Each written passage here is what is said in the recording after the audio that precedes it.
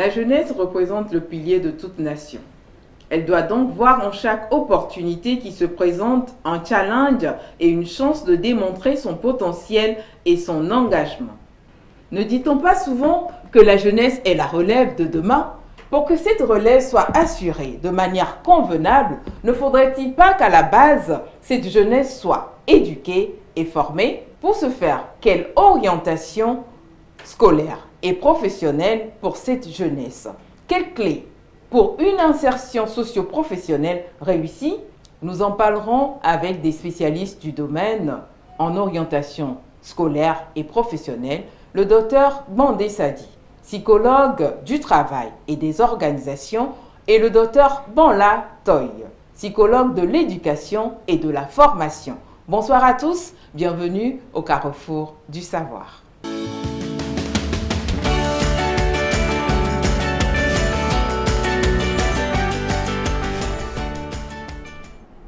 Le rendez-vous du savoir est pris ce soir avec nos professionnels en matière d'orientation scolaire et professionnelle. Chers invités, bonsoir, soyez les bienvenus. Merci. Bonsoir. Voilà, et la dernière fois, on était déjà avec le docteur Banla Toy. Je crois que maintenant, il est connu de tous. Nous allons prier notre second invité de se présenter aux téléspectateurs.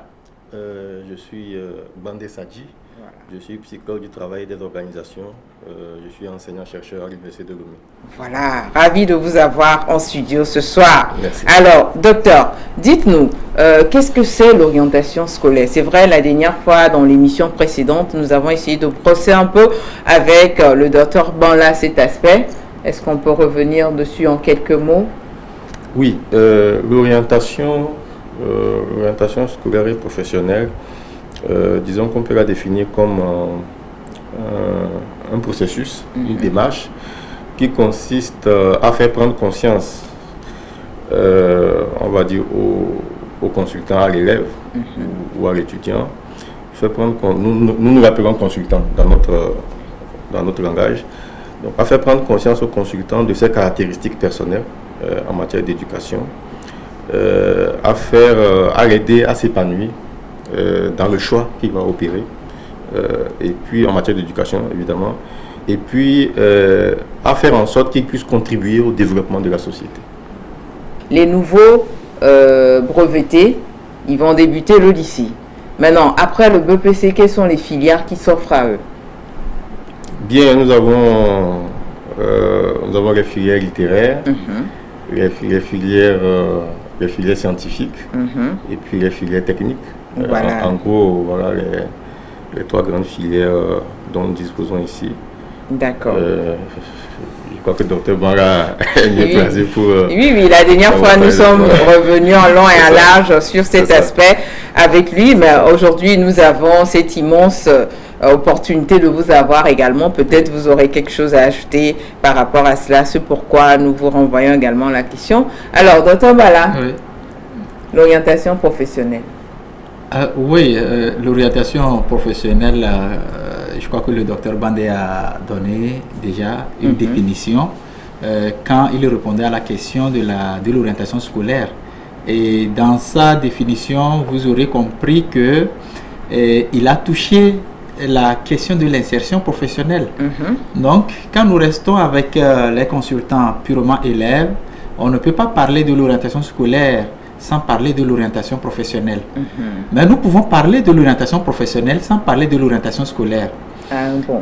Oui, parce que l'orientation professionnelle va toucher par exemple les élèves, en tout cas les jeunes déscolarisés qui veulent faire une formation professionnelle, ou des personnes adultes qui sont en situation de reconversion. Par exemple, quelqu'un qui est dans un métier dans lequel il ne se retrouve pas, il ne trouve pas le plaisir, il ne s'épanouit pas, dans lequel tout est laborieux pour lui. Il va vouloir faire une reconversion professionnelle. Pour ces personnes, nous parlons beaucoup plus de l'orientation professionnelle. Par contre, au niveau de l'orientation scolaire, nous parlons par rapport aux élèves qui quittent de l'orientation scolaire pour en même temps aboutir à une insertion professionnelle. Toutefois, je voudrais ajouter Et quand le docteur Bandé parlait des filières, nous allons quand même faire un petit rappel à nos téléspectateurs pour dire que l'orientation, les filières littéraires, nous pouvons dans l'enseignement général revenir sur la série A4, et puis les filières scientifiques, la série C et D. Aujourd'hui, certes, on nous parle des lycées scientifiques. Bon, il faut noter que les lycées scientifiques, c'est un peu la série C4, c'est pratiquement le programme de la... c'est, disons, une amélioration même du programme de la série C4. Maintenant, au niveau de l'enseignement technique, il y a deux sections. La section secondaire, pardon, la section économique et tertiaire. Nous allons trouver la série G1, G2 et la série G3. Il y a la section industrielle qui concerne la série E, la F1, F2, F3, F4 et la TI1. Bon, ça, ce sont des séries cycles longs. Il y a aussi les cycles courts où nous pouvons trouver les gens qui s'engagent pour une formation, par exemple en maçonnerie, en électricité, en menuiserie. Et ce sont des formations de courte durée et nous pouvons les retrouver dans les CRETFTP qui sont disponibles à travers presque tout le pays, que ce soit à Lomé, dans la région maritime, région des plateaux, région centrale, Caraïbes, Savane. Voilà donc ce que je peux faire comme complément par rapport à votre question. D'accord. Docteur Bandé, qui peut nous aider dans cette démarche-là par rapport à l'orientation professionnelle? C'est le conseil d'orientation. Le conseil d'orientation, c'est le conseil emploi. Ça dépend. La dénomination peut varier suivant les contextes des pays. En France, on les a appelés pendant un temps conseil d'orientation psychologue. En Suisse aussi, il y a le concept de psychologue qui revient dans la dénomination. C'est dire l'importance de la connaissance de la personnalité que doit avoir la personne qui peut aider dans un tel accompagnement. Donc disons que celui qui peut aider, c'est le conseil d'orientation scolaire ou professionnel, mais il n'est pas le seul à intervenir. Il aura besoin d'autres personnes, ressources. Et c'est cet ensemble-là qui va participer à ce travail. D'accord. Docteur Bala, quels sont les services offerts par l'orientation scolaire et professionnelle? Les services sont assez divers. Je voudrais, par rapport à votre question, parce que dans notre contexte, à la question précédente, nous sommes dans un contexte où nous nous retrouvons dans une sorte d'amalgame, où tout le monde fait tout à la fois. Vous savez, j'ai envie même de dire que quand vous avez posé la question au docteur Bandé qui peut faire l'orientation, j'ai envie de dire que celui qui a les outils, c'est lui qui peut faire ça. Autrement dit, celui qui a été formé à faire l'activité. Maintenant, nous sommes dans un contexte où les gens s'improvisent. Spécialistes de l'orientation ne savent pas quels sont les outils, la formation, ils ont fait ça où? Et il a bien insisté sur le fait qu'il faut avoir la connaissance de l'être humain. Et quand nous parlons par exemple des bilans, on fait le bilan, on peut parler du bilan personnel au niveau de l'orientation scolaire, bilan de compétences au niveau de l'orientation professionnelle. D'accord. Donc qui est-ce qui a même de le faire? Il souffre que je vous dise qu'au niveau même de l'orientation, les outils qu'on utilise, parfois il faut avoir le statut même du praticien de psychologue pour pouvoir s'offrir ces outils. N'achète pas les textes psychotechniques qui veut, mais celui qui a la qualification, qui est reconnu à l'échelle internationale, qu'il a la qualification de psychologue. Donc on ne peut pas détacher la psychologie de l'orientation. Maintenant les services de l'orientation, Je crois que je souhaite que mon collègue... Ok, on vous renvoie la balle. Alors, pour répondre à cette question, et dans la suite de ce que vient de dire Dr Mala, je vais d'abord faire une distinction entre information et orientation. Parce qu'il a dit que beaucoup s'improvisent conseillers d'orientation justement parce qu'ils confondent les deux. Donner de l'information, ce n'est pas orienter. Donner de l'information, c'est dire par exemple, celui qui a fait une série A4, il peut faire le droit, il peut faire l'histoire, un truc comme ça. Celui qui a fait une série C, il peut faire la médecine, il peut faire le... Voilà. Donc, ça, c'est l'information. Alors, qu'est-ce que c'est l'orientation? Dites-nous. L'orientation, c'est un accompagnement à la décision. Donc, nous avons affaire à un consultant, à un élève, un bachelier, un étudiant, ce que vous voulez, ou même un travailleur, parce que nous parlons aussi de l'orientation professionnelle. C'est ça. Qui a des problèmes de choix, qui a des problèmes qui a une décision à prendre. Et en ce moment-là, on va l'orienter. On va l'orienter sur quelle base? On va l'orienter en faisant un bilan, en évaluant ses intérêts, ses compétences, ses aptitudes, sa personnalité. Et beaucoup d'autres choses. Et c'est en fonction de ça qu'on va l'aider à faire ce choix. Et vous voyez que ça, c'est un travail technique que tout le monde ne peut pas faire.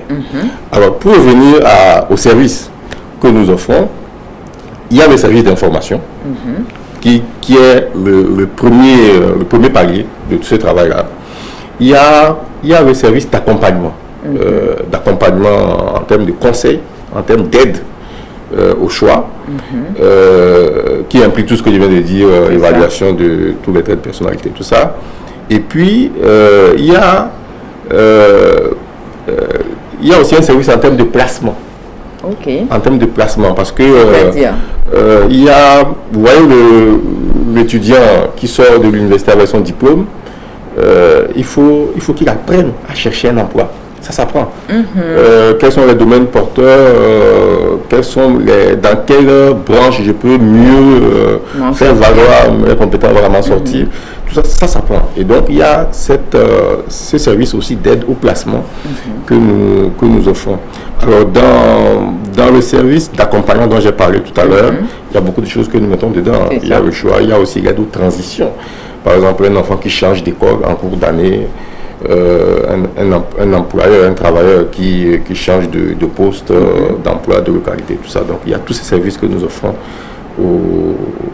à nos consultants. D'accord, à vos consultants. Merci. Dr Mala, oui. Est-ce qu'on a des écoles, des centres de formation étatiques, si je peux les nommer comme ça, disponibles pour ceux qui n'aimeraient pas suivre le cursus scolaire classique, après peut-être le BEPC? Oui, bien sûr, il y a des centres de formation. Mais si vous permettez, je vais faire un petit apport par rapport aux services que nous offrons, ou bien les services d'orientation. Il y a l'éducation à l'orientation. Dans certains contextes où, si le programme était normalement bien élaboré, on devrait avoir au moins, chaque établissement devrait avoir un conseiller d'orientation, au moins un conseiller d'orientation, pour pouvoir faciliter la connaissance des offres de formation, la connaissance des métiers, la connaissance de soi, pour préparer les élèves au choix. Parce que quelqu'un qu'on a accompagné pendant qu'il est en 6e, 5e jusqu'au BPC, la personne n'a pas les mêmes difficultés que celui qui arrive. Et on ne l'a pas du tout accompagné. On ne l'a pas du tout accompagné. Et puis la personne veut bénéficier des services de l'orientation, ou bien les services d'un conseiller d'orientation. En ce moment, le spécialiste qui est le conseiller d'orientation, son travail est beaucoup plus éprouvant que celui qui a déjà eu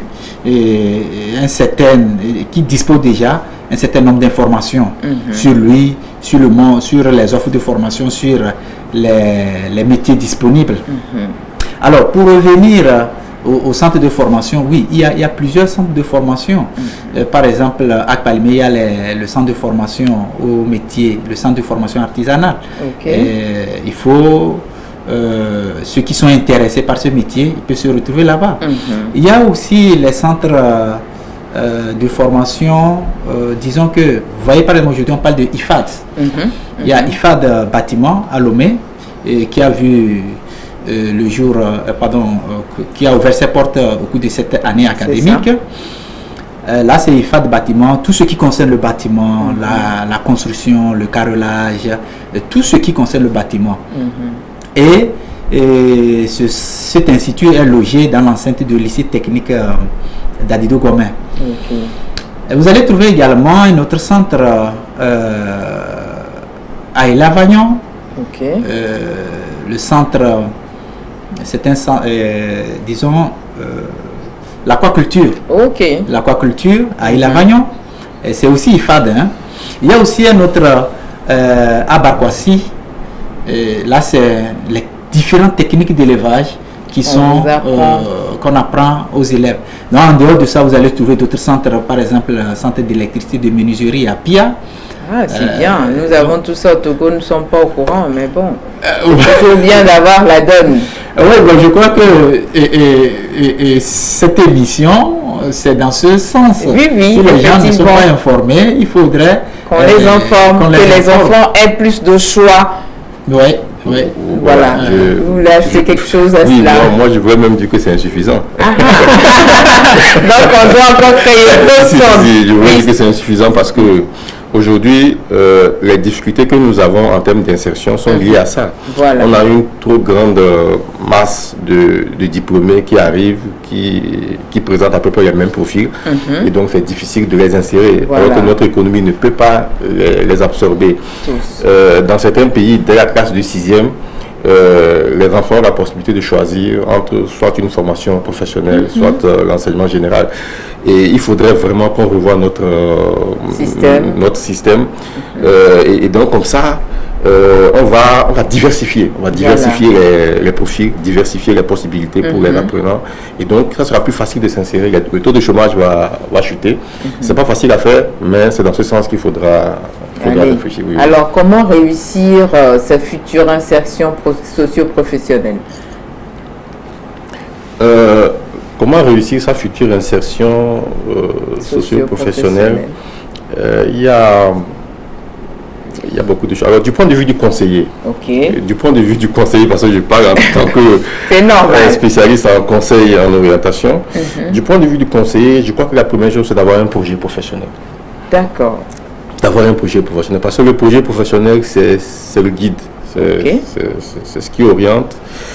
Et c'est comme un plan, c'est comme un plan d'action qui a pour but de conduire son propriétaire vers un objectif professionnel. Et donc, si on arrive à avoir un plan, c'est plus aisé. Bon, nous venons nous-mêmes avec notre plan ou vous élaborez le plan avec nous, parce que là c'est compliqué. Moi je ne sais pas ce qu'on appelle plan de projet professionnel. Comment est-ce que ça se passe? Alors maintenant, le projet professionnel, c'est vrai, ça s'élabore à travers un accompagnement. À travers un accompagnement que le conseiller d'orientation offre. Et justement, c'est comme on l'a dit, c'est parce que nous n'avons pas, nos apprenants ne bénéficient pas de ces accompagnements-là. Parce que l'accompagnement, c'est vrai, ça consiste à faire des choix, à aider à faire des choix, mais aussi ça consiste à aider l'élève à bâtir un projet professionnel. Et ce projet, c'est quelque chose de dynamique. C'est-à-dire, après mon BPC, j'ai un projet professionnel, je rentre au lycée, avec les enseignements que je reçois, les interactions que j'ai à gauche, à droite, mon projet peut évoluer, ainsi de suite, jusqu'à la fin de l'université. Donc, quelque chose de dynamique. Mais évidemment, pour élaborer un projet, il faut l'aide d'un professionnel. D'abord. Alors, docteur Bola, pour élaborer un bon projet, il faut commencer quand? Depuis la 6e ou après le bac? Ben non, c'est une évidence que on ne peut pas attendre jusqu'au bac. Ah bon? Parce que généralement, c'est après le bac qu'on se demande qu'est-ce qu'on va faire même. Vous voyez, non? Donc, c'est à partir de là où certains cherchent maintenant à élaborer leur projet de société ou je ne sais pas trop. Oui, ben en fait, vous savez, normalement, il faut, quand on parle du projet professionnel, il faut le commencer très tôt. Et étant donné que le projet évolue, ce qui peut mobiliser toutes mes forces, tout ce qui peut me permettre d'avoir un engagement, de ne pas être distrait. Il y a des activités parasites. Vous voyez par exemple certains élèves, comme nous ne cesserons jamais de le dire, qui vont à l'école sans savoir pourquoi ils y vont. Il faut dire presque tous les élèves. Docteur Bala, il ne faut pas dire certains, parce que nous, on est allé jusqu'à bac, on ne savait pas ce qu'on devait faire après. C'est ça, c'est compliqué. Oui, c'est compliqué. Et c'est le projet qui va faciliter l'élève, l'engagement de l'élève. C'est le projet qui va permettre à l'élève de savoir que il me faut telle compétence à l'école, telle compétence dans telle matière, il me faut pour telle réussir compétence, mon projet. Pour pouvoir réussir mon projet. Alors, si on commence déjà à partir à injecter les idées de projet à l'enfant, une fois au collège jusqu'en 4e, les idées continuent par être peaufinées. Déjà, un enfant qui sait que il veut s'intéresser à un métier, par exemple, disons, un métier dans le domaine juridique. Ok. Donc, cet enfant doit savoir que je dois suffisamment m'intéresser à la littérature, à la lecture. Et il ne va pas improviser, mais ce projet va lui permettre de se mettre voilà, dans la peau en tout cas les exigences. Voilà. Les exigences du métier nécessitent qu'on bâtisse des aptitudes de quelqu'un qui aime la lecture, qui n'a pas peur des gros livres. Les juristes, ils lisent beaucoup. Mais vous allez voir qu'on va remettre un document à un enfant, un document de 60 pages, il dit c'est trop gros. C'est trop, alors qu'il veut être juriste. Il veut être juriste. Donc, quelqu'un, par exemple, qui veut s'intéresser au métier de l'ingénierie, pont et chaussée, par exemple, et qui n'aime pas la géométrie. On aura de fausses routes à travers tout le pays. Donc, si le projet a commencé à prendre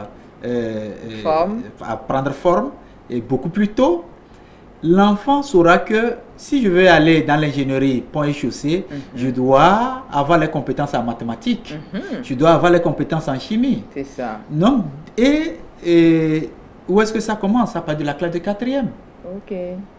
Donc, il vaut mieux commencer beaucoup plus tôt que d'attendre se lancer avec la précipitation après le baccalauréat. D'accord. Donc, vous nous proposez, aussi bien à nos parents qu'aux élèves qui nous suivent déjà à partir de la classe de 4e, ça serait souhaitable de commencer à établir son projet professionnel. Oui, il faut commencer à partir de ce moment.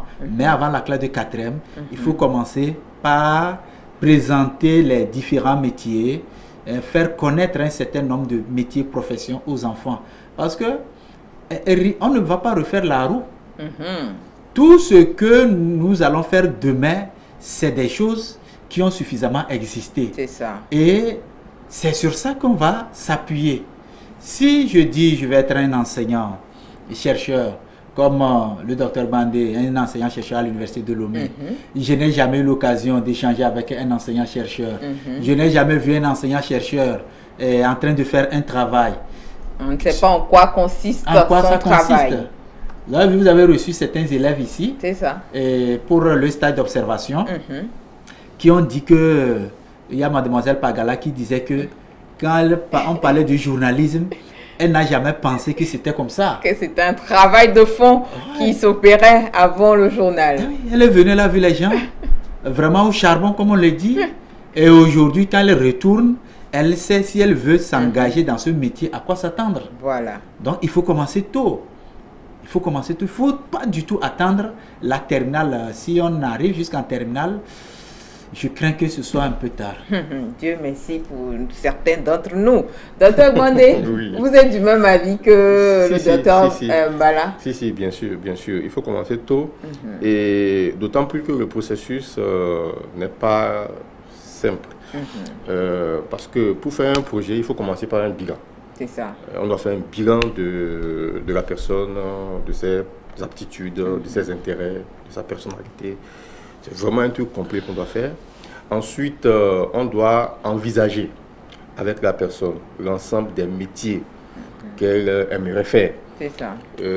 On prend un éventail assez large et on travaille sur ces métiers-là pour, disons, retenir les critères de choix, en fait, les critères qui ont conduit à l'identification de ces métiers. Donc, à partir de là, on peut en réduire le nombre en identifiant les critères les plus importants pour la personne. Donc, on réduit l'éventail de choix et on amène le consultant, l'élève, l'étudiant, personne, à travailler.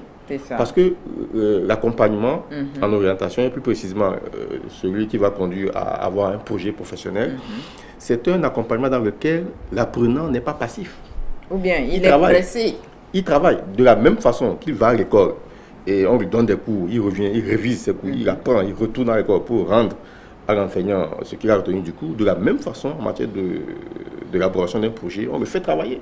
Il travaille, il retourne auprès du conseiller, il fait un retour.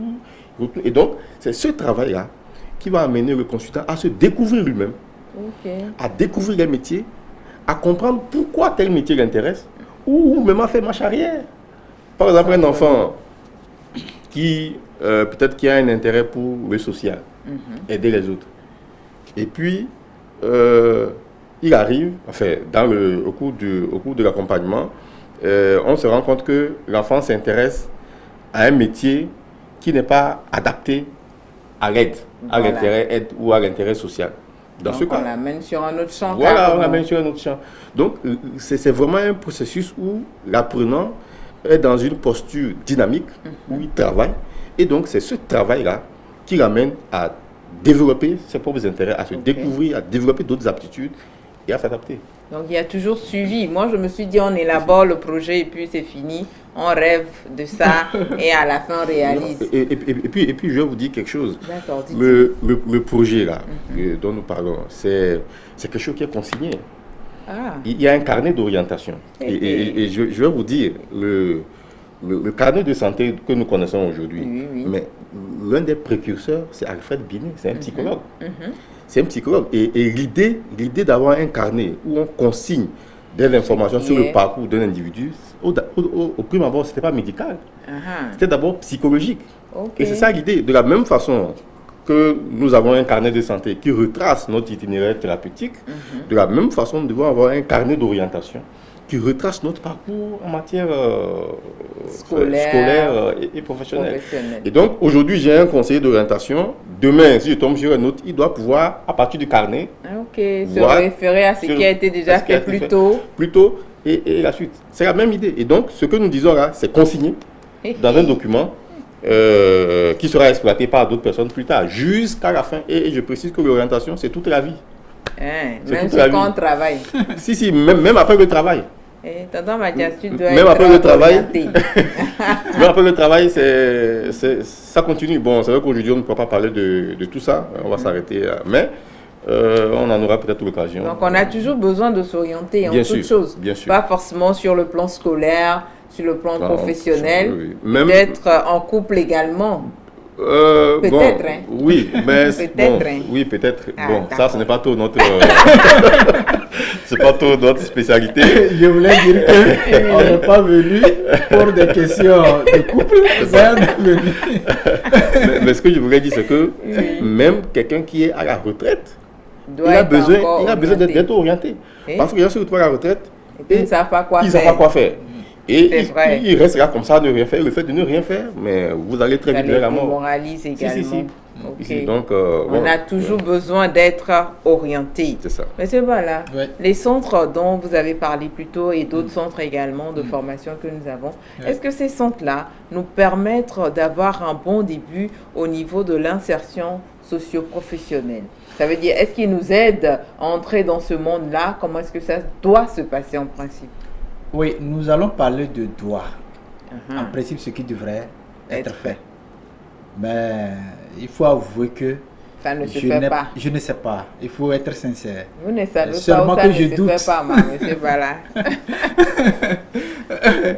Alors, il faut dire que normalement, dans les centres de formation professionnelle, l'élève doit partir, doit quitter le centre avec beaucoup d'éléments où même avant de quitter le centre, il doit déjà débuter quelque chose.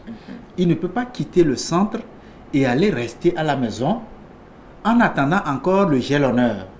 Il y a certaines formations, quand vous vous engagez dedans, il faut se préparer à votre auto-emploi. C'est-à-dire quelqu'un qui va par exemple faire les techniques d'élevage à Barkwasi, et puis il sort et attendre un concours de l'État, ça veut dire que la formation laisse a des insuffisances.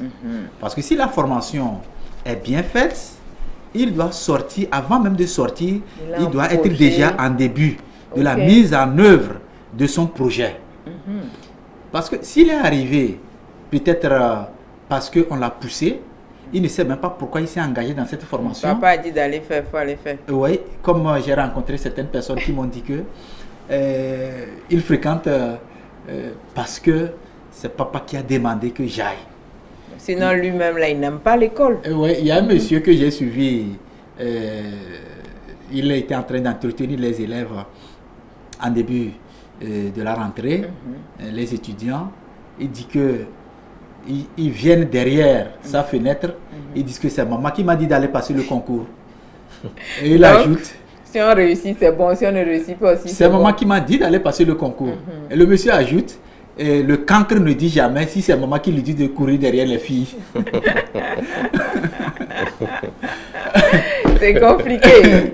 Donc en clair, pour un peu revenir à l'essentiel, dire que comme nous le disons tantôt, il faut dans chaque centre de formation, quand on accueille un candidat, on doit l'accueillir avec un projet. C'est ça. Pourquoi tu es arrivé?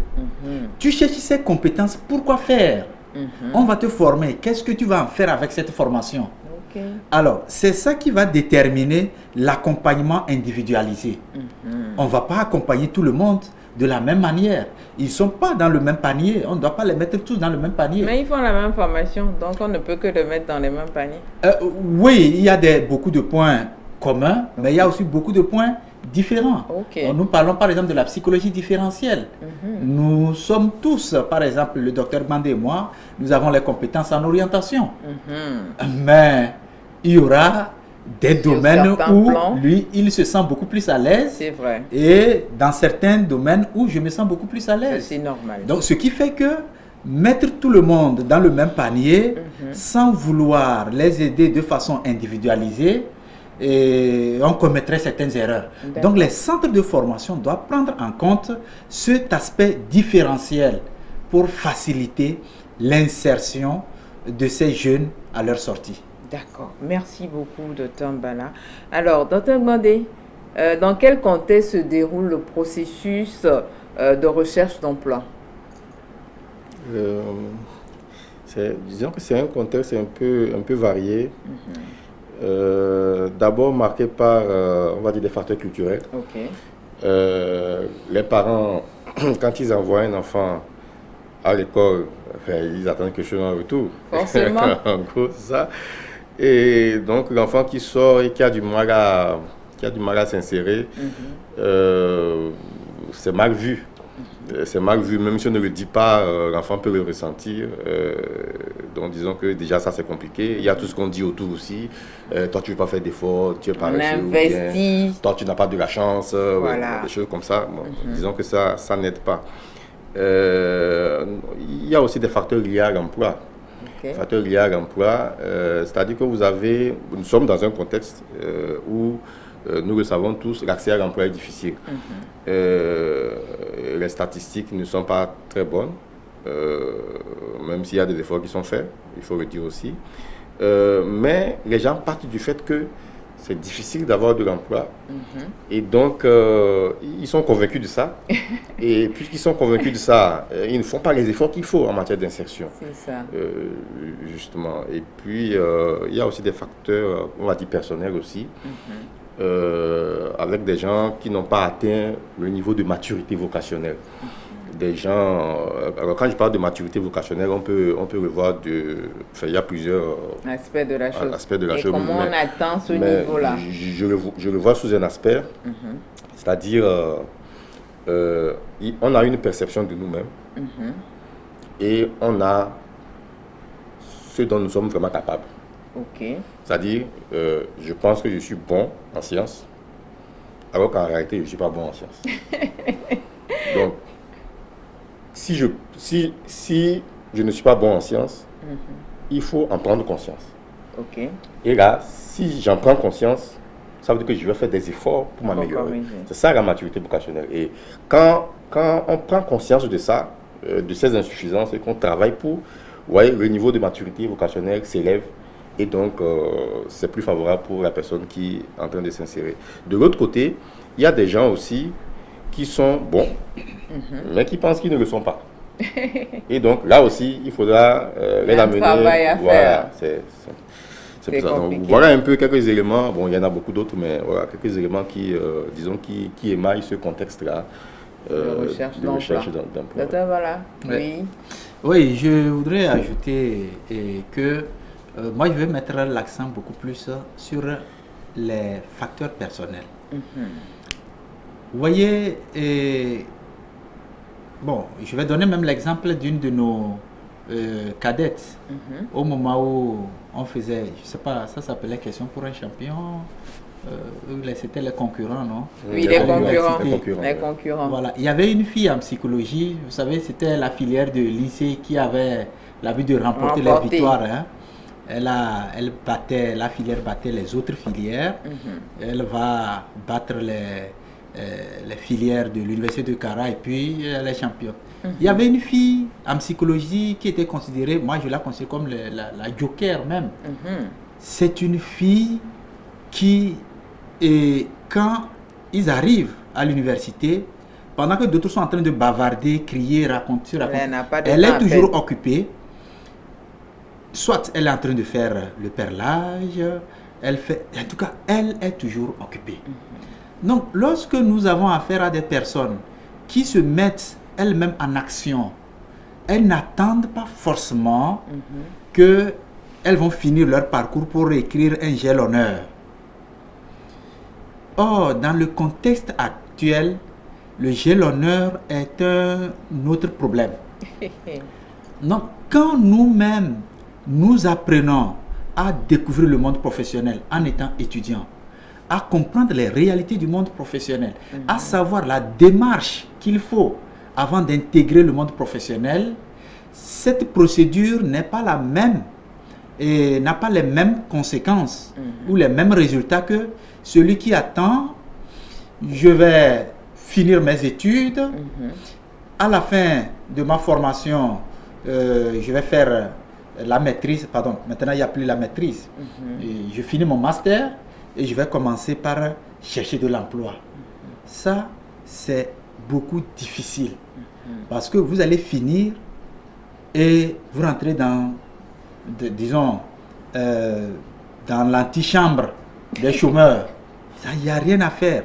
Alors que celui qui a commencé à bricoler pendant les vacances, il va en entreprise, il fait des petites formations.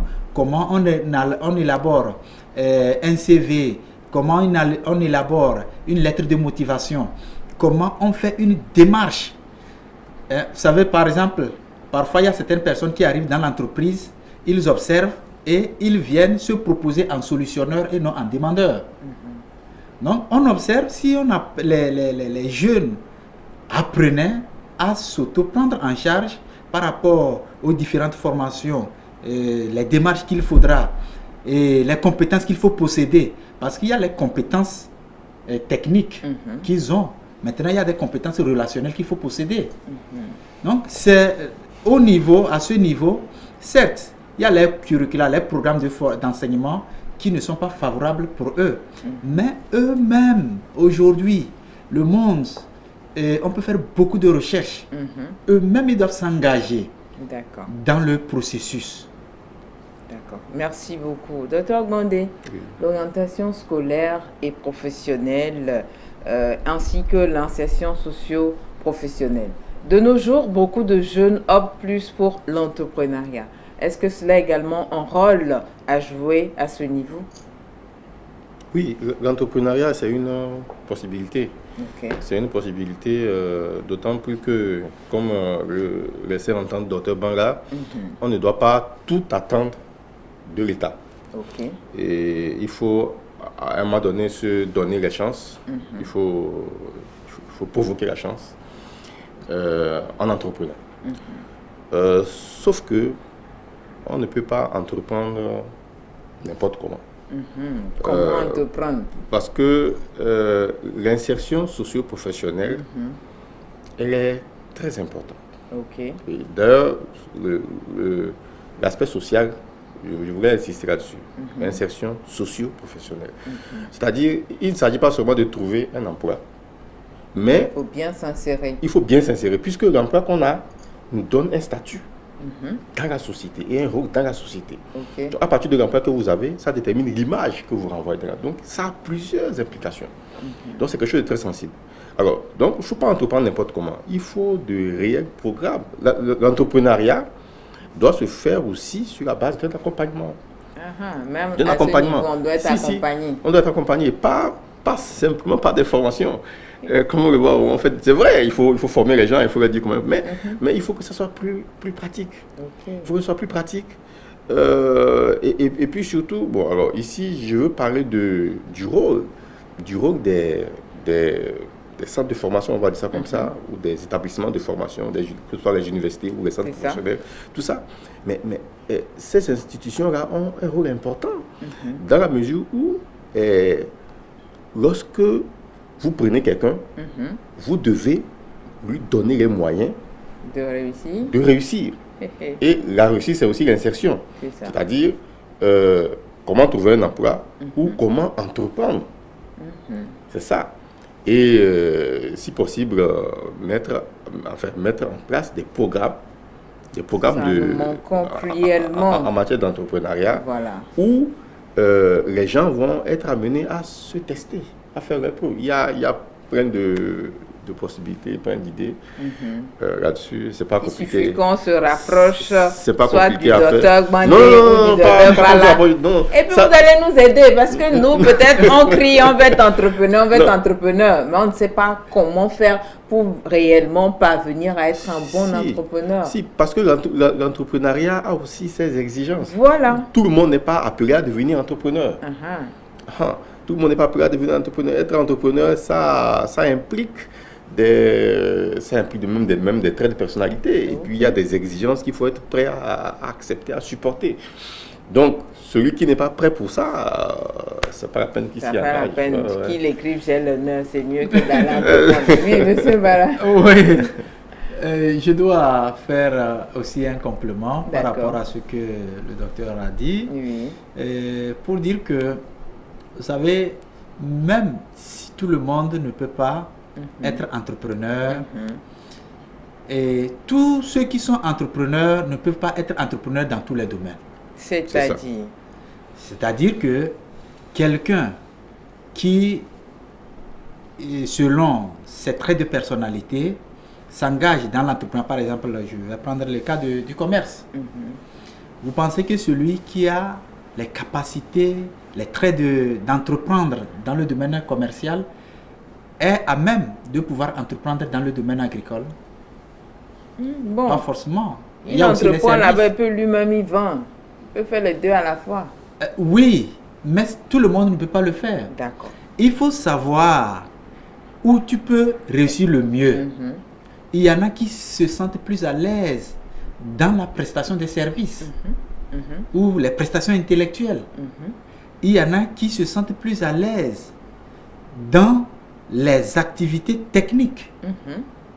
Donc, dans tous les cas, les traits de personnalité ou les tests qui peuvent s'en suivre pour pouvoir aider la personne à se connaître facilitera la connaissance du domaine dans lequel il va mieux réussir et surtout s'épanouir. Parce que le travail, comme nous ne cesserons jamais de le dire, si le travail que vous faites devient un travail laborieux, vous êtes exposé au stress, à l'excès de stress, parfois même à la dépression. ce que nous ne souhaitons jamais pour quelqu'un. Donc, il faut comprendre que l'orientation professionnelle est indispensable dans le champ de l'entrepreneuriat. Je crois que le docteur Bandé se souviendrait de leur mission qu'ils ont eu à faire pour certains lauréats d'une structure qui nous avait sollicité parce qu'il y avait des jeunes qui devraient être soutenus. Leur projet était bancable, leur projet devrait être financé. Mais comme ils sont en groupe, on essaie de voir s'ils ont les traits pour pouvoir entreprendre. Mais je vous dis, les résultats ont montré que s'ils s'engagent, ils vont tous, la majorité ira dans le mur. Donc il y en a qui ne sont pas à même de travailler en groupe. Il faut les aider. Il y en a qui ont des difficultés particulières. Donc pour ces personnes, comme il y a financement, ok, ils vont s'engager parce que le financement viendra. Mais si le financement après, est là, il y aura des problèmes. Voilà. Maintenant, l'un des gros problèmes de l'entrepreneuriat au Togo, c'est que nous avons des enseignants en entrepreneuriat et non des formateurs en entrepreneuriat. Enseignant, formateur, c'est pas la même chose. Non. C'est quoi la différence? La différence, c'est que le formateur, lui, il partage ses expériences de terrain. Et par exemple, quelqu'un qui n'a jamais payé les taxes, qui n'a jamais eu la pression financière, parce que, supposons qu'il a la fonction publique, à la fin du mois, il a son salaire. Il crée une autre source de revenus AGR. Et lui, il va se dire entrepreneur. Mais celui qui n'a que son activité entrepreneuriale par laquelle il vit. Lui, il est un vrai entrepreneur. C'est-à-dire que lui, dans ce domaine-là, s'il ne réalise aucun chiffre d'affaires, ça veut dire que sa vie est en difficulté. Mais l'autre, c'est s'il cherche des roues de secours au cas où. Donc, cette personne qui a la fonction publique, qui n'a pas un parcours entrepreneurial, il va être difficile pour la personne de former quelqu'un pour qu'il aille entreprendre. Donc, c'est important que ces enseignants se fassent accompagner des gens de terrain pour que ces personnes de terrain partagent leur expérience, non seulement leur expérience, mais leur parcours, et aussi, c'est une sorte d'initiation. Vous voyez, l'initiation, c'est un transfert de beaucoup de choses. Oui. C'est à travers ces activités ou ces démarches-là qu'on peut avoir des mentors. Il va montrer aux jeunes entrepreneurs son parcours, les difficultés qu'il a rencontrées, ses chutes, comment est-ce qu'il a fait pour se relever. D'accord. Quelqu'un qui a la fonction publique, il peut partager ça. Et puis juste pour ajouter, enfin, c'est la même chose. D'accord. Une bonne formation, un bon accompagnement en entrepreneuriat ne peut se terminer sans un peu de pratique. Il faut de la pratique. Alors tout à l'heure, on parlait des stratégies pour une meilleure insertion. Bon, c'est vrai, on n'a pas pu tout développer, mais ça fait partie. Il faut des stratégies pratiques. Le docteur Baran l'a évoqué, oui, il en a parlé. Alors, de la même façon, un programme d'accompagnement en entrepreneuriat doit se finir par un peu de pratique. C'est-à-dire, à la fin de tout ce qu'on a dit là, de la formation, des partages d'expérience et tout, il faut un petit test. Avec un petit montant, un petit programme de 2 ou 3 mois, et puis la personne s'essaye. Et on fait un bilan à la fin, on corrige. Voilà, c'est un peu ça. Mais si on reste dans la théorie, ça ne peut pas marcher. Donc, on aura des entrepreneurs, beaucoup de candidats à l'entrepreneuriat, mais on aura peu qui arriveront. On aura peu. Et justement, c'est ce qui fait que, par exemple, les entreprises qui créent, qui sont créées plutôt, et généralement, quand par exemple le politique prend la parole, et le politique dit il y a eu tel 1000 emplois créés, mais on n'a jamais dit combien de 1000 ont déposé la clé. C'est ça.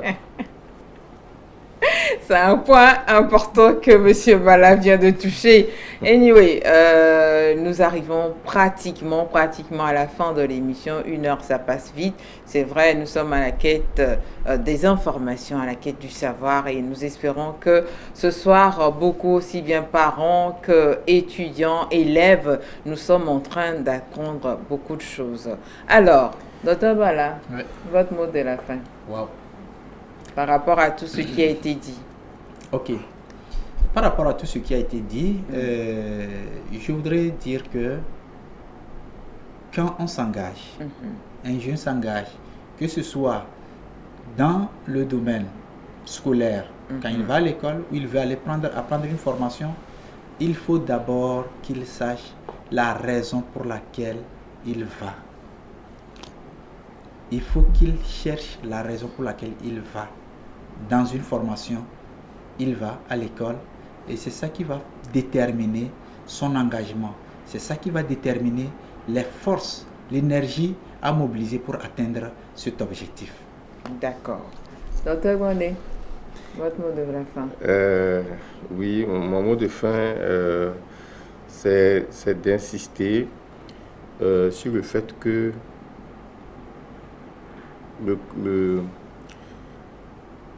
pour réussir, on va dire ça comme ça, pour réussir à s'insérer, pour réussir son insertion professionnelle, il faut se connaître.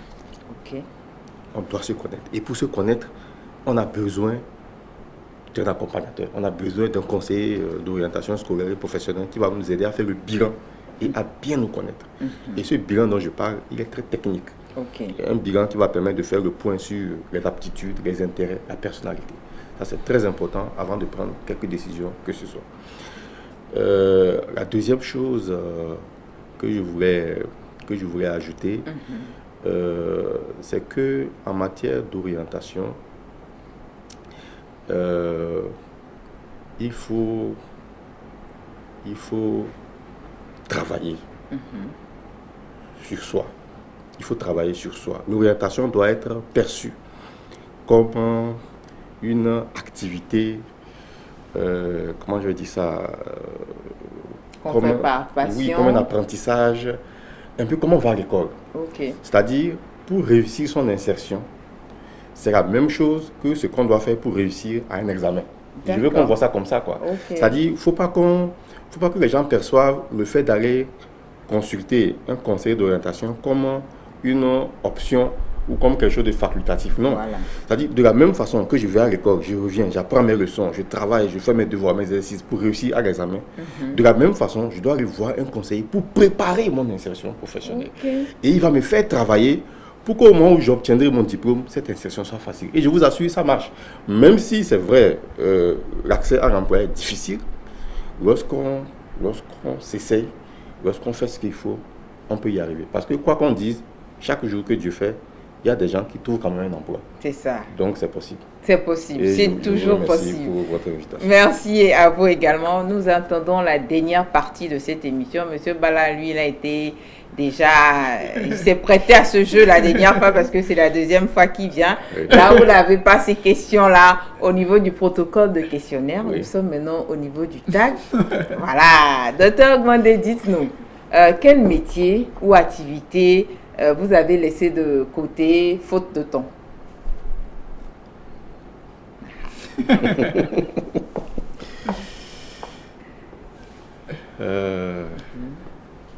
Quelque chose que vous aimeriez bien faire, mais le temps vous fait défaut.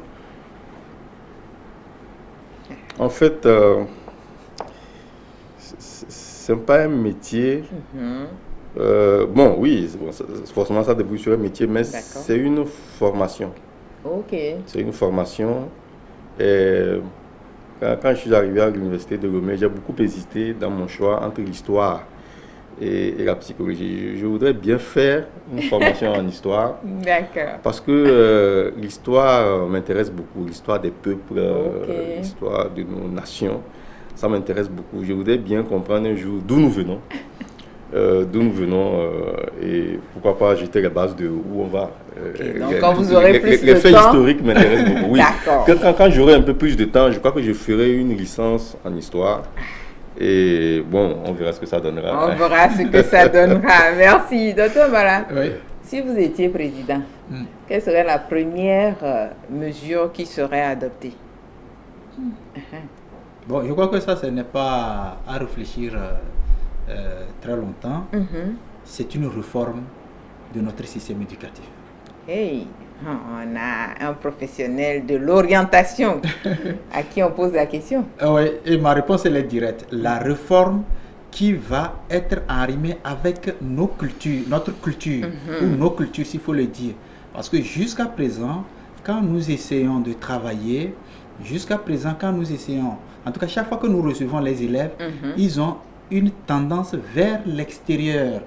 Le sens du patriotisme n'existe pas encore chez nous, jeunes. Donc, et à travers moi, mon analyse, j'ai compris que notre système éducatif en est la cause principale. Donc, si aujourd'hui, j'y suis à la tête, c'est la première réforme au niveau de l'éducation, parce que c'est ça qui va jeter base. la base de notre croissance, de notre décollage. Mais encore faut-il que je sois intéressé par la vie politique. Docteur Gwandé, Oui. qu'est-ce qui vous a le plus marqué durant votre enfance?